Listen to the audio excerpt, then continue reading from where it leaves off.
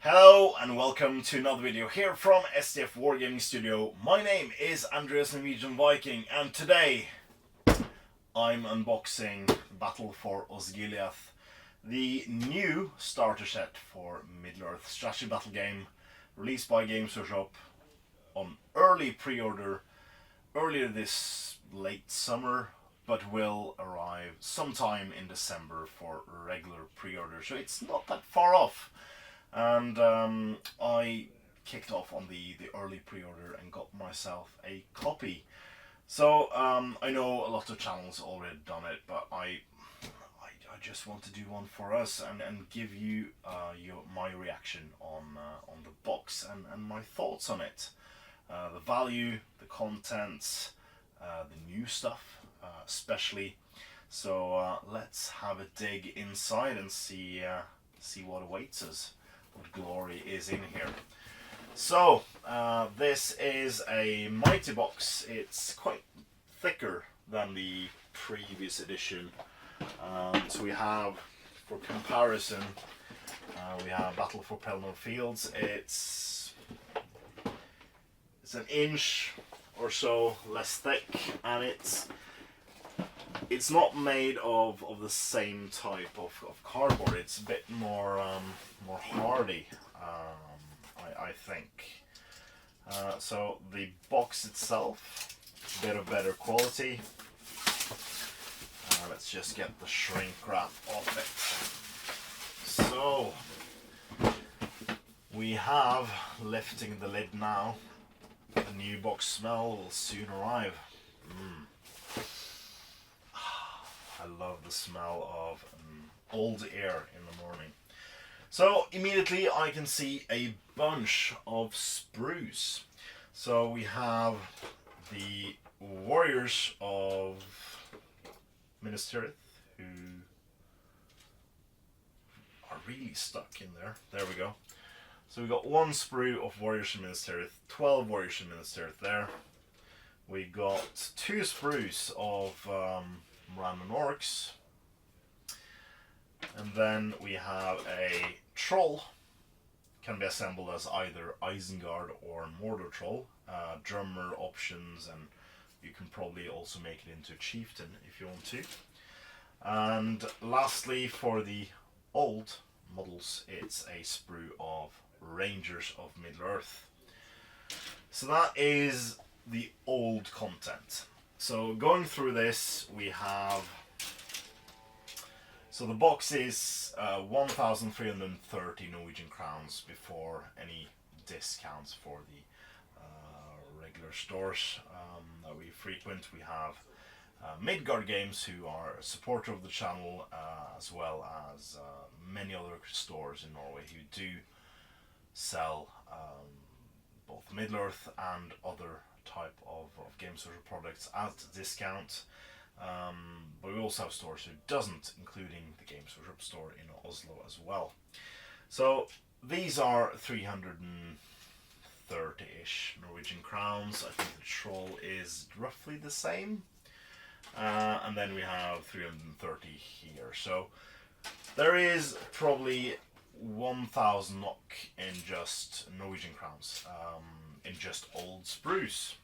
And then we come to the new content. So we have, and I think I can get this out of the way so you can have a closer look at the sprues. For good first, we have a Damerod, we have Madril, and we have Faramir, all in their ranger garb.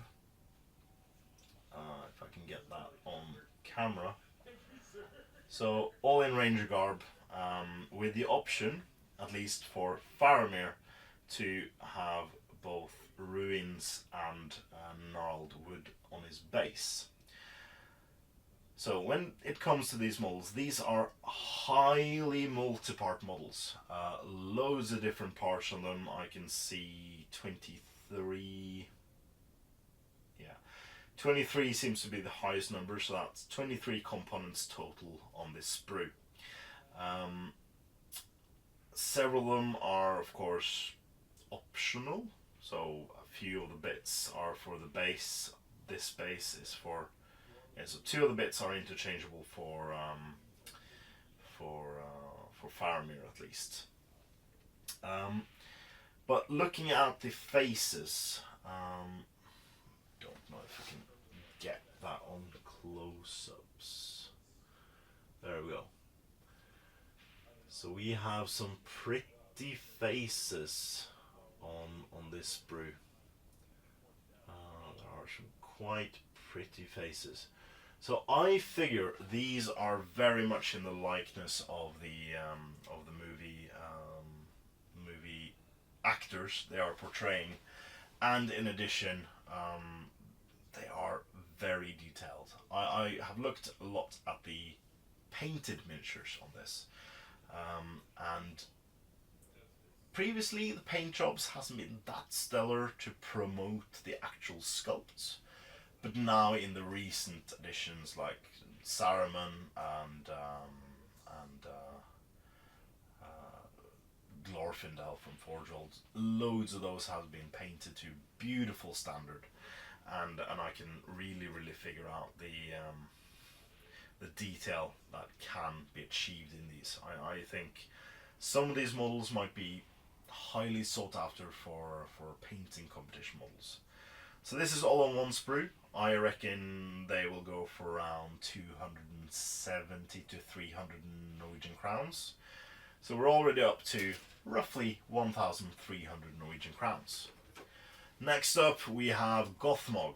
Gothmog arrives on a Warg. So we have pieces for the Warg, and Rob Alderman, the product manager of Middle-Earth, actually included a nice little tidbit about this model. So you can see, I don't know if it shows up on the camera here, but yeah, on this Warg right here, there is a space for a 3mm magnet, and inside the thigh of Gothmog there is also room for a 3mm magnet. So what you can do with this is, of course, have the option to remove the mounted model so you can separate the Warg and the rider, which is pretty darn cool, if I say so myself. First instance of magnetizing options for Middle-Earth. There has been some of the magnetized, ready to be magnetized bits for Titanicus, which is another specialist game. But this is a very cool progression in for the Middle-Earth game as a whole. So now what I find interesting about this is, one, it does feature Gothmog's shield. Earlier I've been using a shield of a similar but a bit different design, and there are two of them on here, which is really cool. But there is... Oh, is there? Is there room for a magnet on that one as well? Where is the hand holding the shield? No. Doesn't seem like it. Oh well, yeah, it is, because he doesn't carry his shield, he has it strapped on somewhere. But I cannot see any places for him to have the shield adhere to the model itself. There might be a small, like, because one of them has a round piece and one of them has a square piece. So you can see here on the shield, there's a round piece there, and on the other shield there's a square piece. So there's probably somewhere to put it, but it would have been wonderful for those to be magnetized as well. But it isn't, which is perfectly fine. We don't need magnets all over the place, but just ease off and on for the magnets. It's nice. And I also feel the likeness of Gothmog has been varied through the quite numerous games from sculpts. We've had The original Gothmog foot mounted model came first, then we had the foot version coming out in Battle Games Middle-Earth, and then released as a whole blister with both foot and mounted sculpt in one box. Then we got a new version of Gothmog foot mounted. Then we had Gothmog from the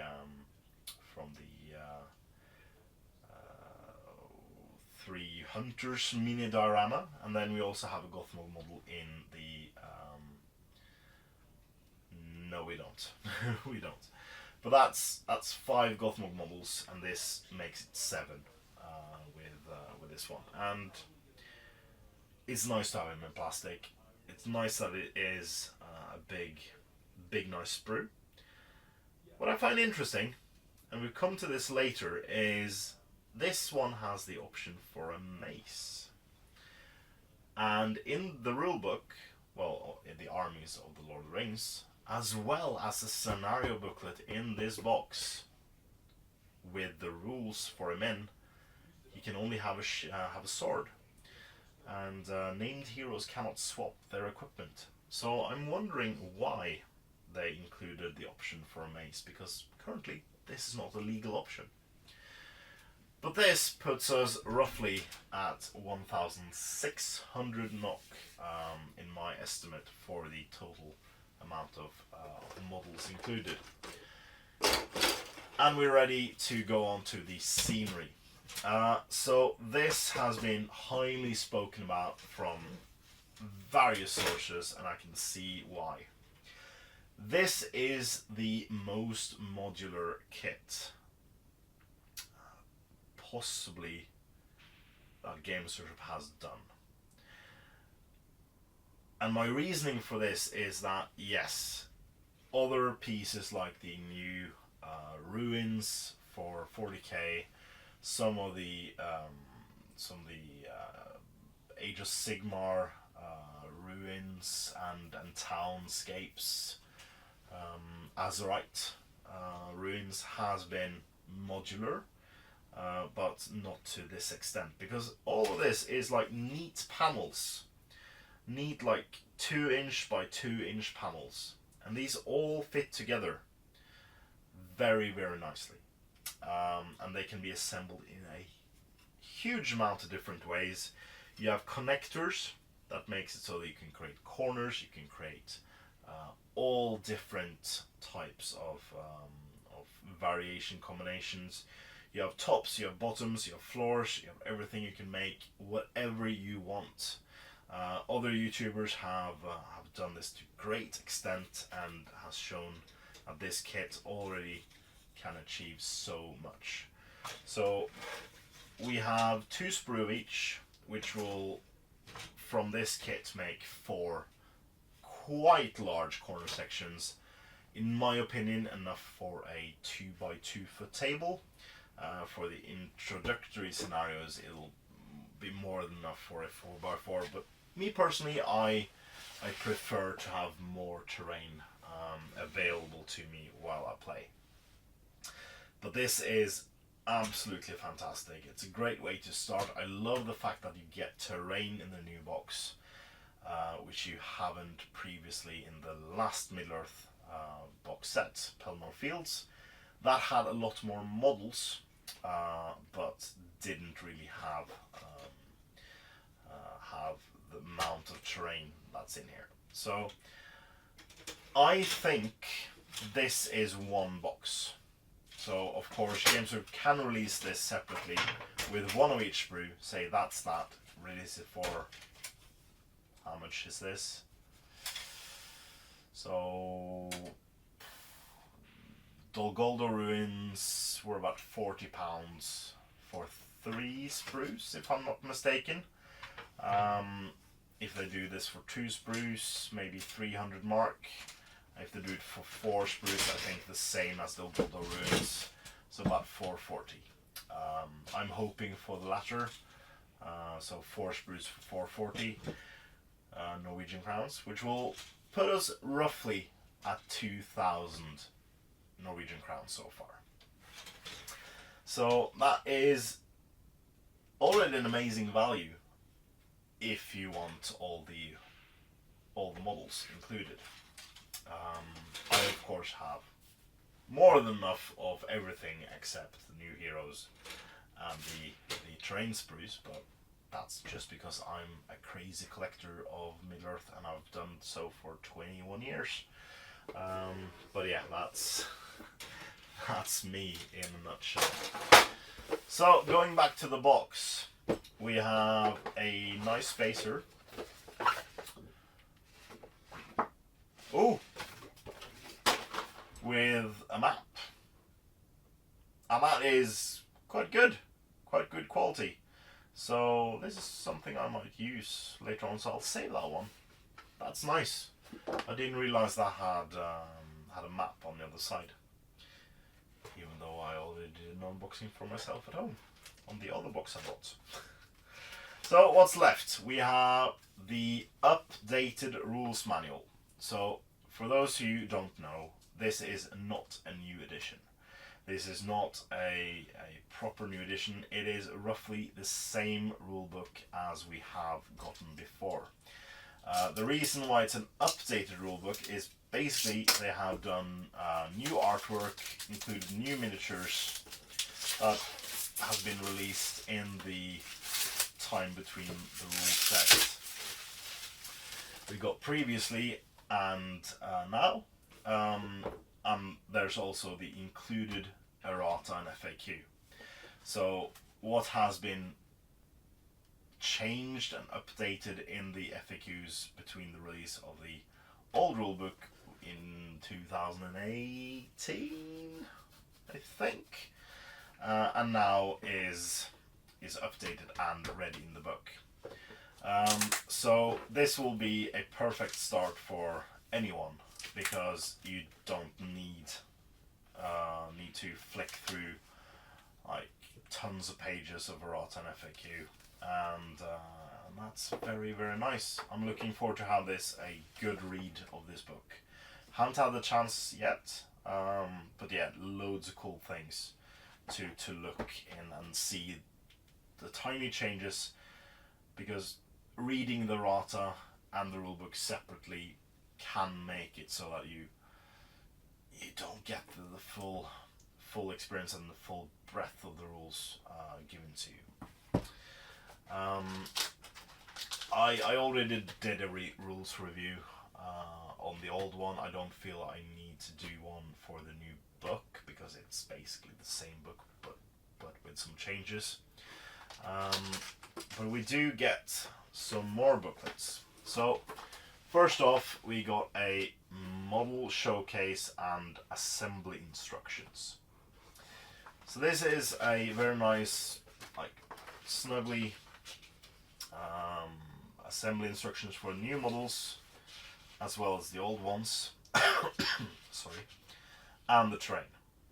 Of course, the terrain can be assembled in so many different ways that you don't really need this one, but it shows you how to build the specific scenery that is needed for the introductory scenarios inside the new book, the scenario book.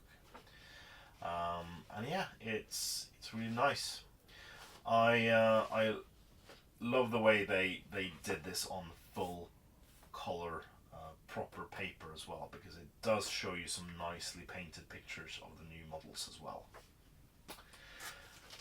For this one, inside a small plastic sheath, is the Battle for Osgiliath scenarios and profiles. So included here is a small token set in English and German, which has charge, prone, fail courage rolls, move, combat, heroic strike, some markers for 1 and 2s. You also get the have move tokens, heroic shoot, heroic defense, march, accuracy, as well as resolve. So you get everything you need to token up your characters during the game that is included in the box. Sorry. So To get a full token set, you can of course buy the General's Handbook. Don't remember if that's called General's Handbook. I think it is. But there is also a reason to buy another book, and this is a point of contention among people, because inside this updated rulebook they have slashed a few scenarios, and there are people who think this is a bit of a bad move. So you have in this book, for the scenario portion, you have 6 scenarios. You have Domination, To the Death, Hold Ground, Destroy the Supplies, Reconnoiter, and Fog of War. And there it ends. In the old rulebook there were 12 scenarios, and the matched play guide updated that to 18. So you had 18 different scenarios to choose from. So, would it be a bad thing to bump this up 12 pages? Or even like 6 double-sided pages? I don't think that would have been hard. But of course, GW is a company, they need to make money, and they already produced a match play guide, and if most of the information in the match play guide already comes from the rulebook, there wouldn't be any point to still produce that. And they have put the money in to produce that book, and I understand that they include the scenarios they did. On the other hand, these are, amongst most wargamers, the 6 most well thought of and well received scenarios. So these 6 are the ones that most people would want to play during matched play. So I think there's a reason for this to be here. I think it is fine that they don't include all the scenarios, although as a now occasional tournament goer, not as much as before. I would have loved to have every single one of the scenarios inside here. But the match play guide isn't that expensive, and it's not a big book as well, so I'm either way. I can understand both sides of the argument, and to be honest, I'm not too fussed about it. So, Battle for Osgiliath Scenarios and Profiles. So this booklet is done in full color and has a welcome portion which explains basically what this is, what that is its game, how everything fits together, what you use, like tokens, markers, miniatures, and dice, stuff like that. And it's straight into scenarios. So I think the reasoning is that you have a look at all your nice models, and then you do the assembly. Then you immediately go into the scenarios where you pit 12 Warriors of Middle-Earth versus 12 Moran Orcs. Quite an easy, nice scenario where you basically just play with no heroes, no special rules, just boom, go into it, have a fun game, learn the basic rules. Then you got Ambush, where there is a scenario-specific special rule, in addition to you having a bit more models as well as a minor hero. So Damrod is included in this scenario. It also tells you that you can add stuff to the scenario later on. So for this scenario you have 12 Rangers, 8 you have the full sprue of Rangers as well as Damrod versus 16 Moran Orcs. But you can add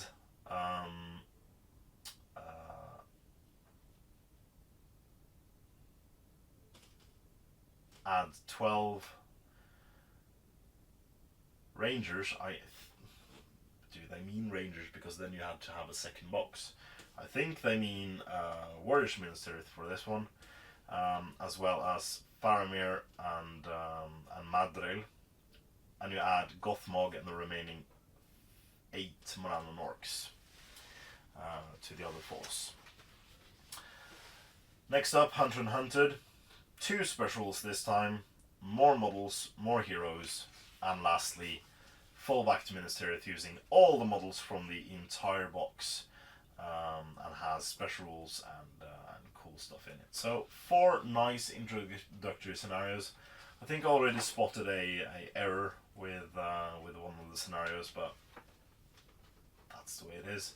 And it includes all the profiles for the models included in the box, with their full special rules and might, will, and fate points. So now, I already said this about the Sprue, but Gothmog, Lieutenant of Sauron, can have heavy armor, sword, and warg, and that's it. So the mace doesn't really. It's not an updated profile for the game. I would have loved for this to just be a updated profile, and for them to amend on the next FAQ run in February, amend his profile from the Armies of the Lord of the Rings to have a mace as well, because then you can use that model in tournaments with a mace. I would have no problem with that. I would have loved it for him to have a mace. And finally, it explains the next steps. So what you can buy, it specifically say what models are nice to have. Like Gandalf the White, Pippin, a few extra warriors of Minas Tirith, Guards of the Fountain Court, Citadel Guard, or Knights of Minas Tirith. So here you immediately have a link to the new battle force, which is really cool. It also says what books, so Quest of the Ringbearer, Gondor at War. It features both sides quite thoroughly, and yeah, this is a nice booklet. It also has on the way back in glossy page, it says has a wound chart, turn sequence, part phase, goes into all the phases and stuff like that. So nice keyword summary of the turn and gameplay. Underneath the cardboard here, we have bases, we have more bases, we have dice, and we have a range ruler. And that is all you need to play. The rulebook is, at current time, I think it's, is it £40? 30, £40? So the total value of this box comes to about 2,300 Norwegian crowns or 2,400 crowns, giving you a saving of roughly 1,000 to 1,100 if you don't include the tokens, extra scenario book, and the dice, which you shouldn't because that's added bonus. I think this is good value. I think the value for money in this box is more than enough to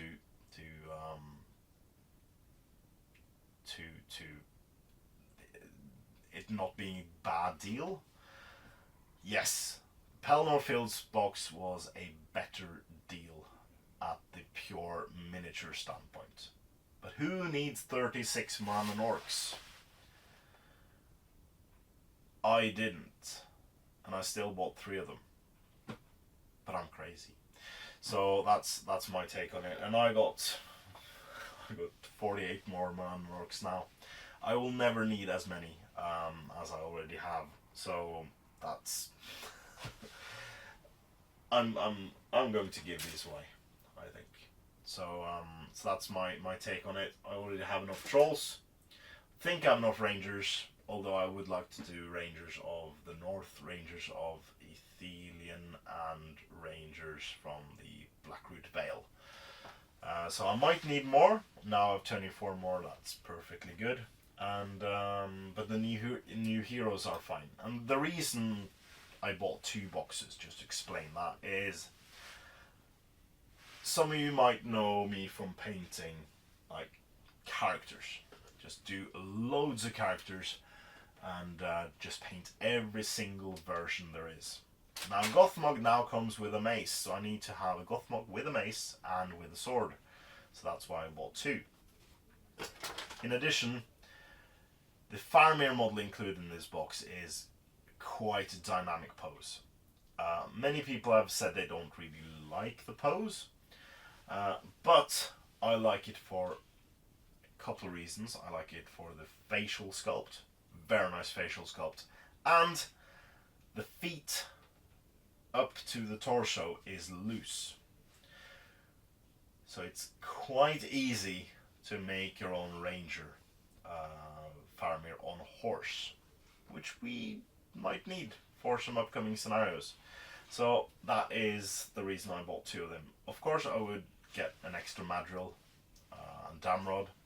Damrod I can paint two of, one with a wounded face and one without. Or I can do the two different base styles and stuff like that. I can do a lot of cool things with this, and I bought two. I can give away, sell the rulebook, give away or sell the miniatures, and I'm fine. I get loads more terrain. I probably will get more of this later on for the channel. Probably get 10 boxes or something to get a huge Osgiliath Warg going. So yeah, that's me. I bought 2 boxes. I got 3 Pelennor Fields boxes, so I'm not quite as mad as I was about that one.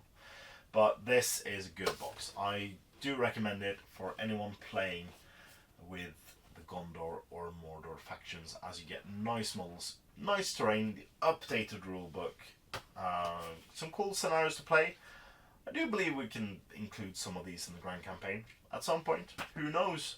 But that is for the future to find out. Currently we are on our way in Harad in the Grand Campaign, and we'll stay there for quite some time, playing scenarios from the Harad supplement book, from the old Battle for Pelennor Fields book. We'll do some scenarios around Fangorn, and then we'll move on to Defense of the North, and we'll stay there for quite some time. I think a year still to go on that portion before we come to the Return of the King, where we'll need all of these nice things from the box and stuff like that. So I'm very excited for the future. This is an investment for Games Europe, and I think this proves that the game is still doing strong, and will stay around for quite some time. But that's my opinion. What do you think about the new box? Do you like it? Do you like the content? So I'll leave you with this. Yes, we got 2 new plastic sprues of heroes, and we got the new terrain. But this, I feel, was a bit of a miss. So to end it on a different note, Moran orcs are roughly 15, 16 years old. These models are, some of them are nice, some of them are not. Updated sprue would have been nice for this one. I could have seen multiple ways of doing that, and including an updated sprue of this would be absolutely fantastic. Troll has been around for equally long time as the Moran orcs. It's a nice sprue. It's a very, very nice sprue. But it's not that dynamic. Get a new troll made. One with maybe a hero option. To further give people an incentive to buy this box or future box releases. Like, you can make a chieftain out of this one, but it's not really ingrained into this sprue that you will make a chieftain out of it. And also the Isengard components does take up a lot of room. With the new plastic sprue technology, you can stick roughly 50% more bits in here without it being a huge shame, and you can update some of the bits to be a bit more ready for the new cutting of the sprue, because the mold lines here are in some weird places and there are some gaps that need filling. So an updated sprue might have been a nice touch. Now, Middle-Earth Warriors. Osgiliath veterans. Why could we not have Osgiliath veterans? One single plastic sprue of 12 Osgiliath veterans, 4 of each weapon options, would remove one of the old metal sculpts from the market, replacing it with a single sprue, which would have seen a lot of people buy this box, I would reckon, and that would be a welcome thing. I know it's not hard to make your own Osgiliath veterans out of this sprue, but it would be such a boon to get them in plastic. And lastly, the Rangers. The Rangers are nice, but they're big. The face detail is not the best, and there's some undercuts that are showing its age. So an updated sprue of Rangers. I'm very happy there are Rangers in this box, not 2 Sprues and Miniatures Warriors, but I would have loved for this to be an updated sprue as well. Having said that, there are other sprues than these that needs the facelift more. Mordor Orcs, Warriors of the Last Lions, and Uruk-hai to an extent, as well as the Moria Goblins, and the abomination that is the unarmored woodland elves, Mirkwood elves. They need it sorely more, but as it's a themed box, and most other themed boxes from Games Workshop gets a full new plastic treatment, it's a missed opportunity. I get that it's a huge investment, but that's my 2 cents. I would have bought 5 of this box if it had the contents I just said. But that's my opinion. What about yours? Get in comments below and tell me what other things you would like in the box, what you would have changed it to, what new stuff you would have put in here if you had the option. Get wild, and yeah, join in on the Grand Campaign. I know there's not that much more content on this channel than the Grand Campaign currently. It's the fact of life. I'm a full-time working boss at work. I have my twins, so that takes up much of my time. Whilst doing stuff at work, we meet up once every week to film the Grand Campaign. That's basically what we have time for currently. Things might change. I've seen people requesting new Battle Companies campaign. Hope we can do that someday, but in the near future, that's not in the cards. So, hoping you still enjoy the channel, and do tell me what you think. Do you like the content? Do you like the new stuff we put out? Or whatever. Just engage. Tell me what you think. So without further ado, let me round up this video to say a huge thank you to all our past, present and future Patreons on Patreon. Patreon has been a huge boon for us, and we continue to release our Middle-Earth Campaign scenarios 1 week early for all our patron supporters. $1 to however much people are giving. So it allows us to stay in this room, to record videos, to have a dedicated space to film and play in. And that is something I am very, very thankful for. And people have been supporting us through the pandemic and beyond. And of course, some dropped off, some have come back in. It's a fact of life that not everyone can afford, especially with these huge increases in prices for regular stuff like food and gas and electricity. But I am ever so thankful to every last one of our Patreon supporters that has been doing so, even though they quit. Doesn't matter. You've made it so that we as a channel could grow and expand and do more cool things. So that's what I hope for the future, is that we can continue striving to give you more cool stuff to watch and more cool stuff to engage with.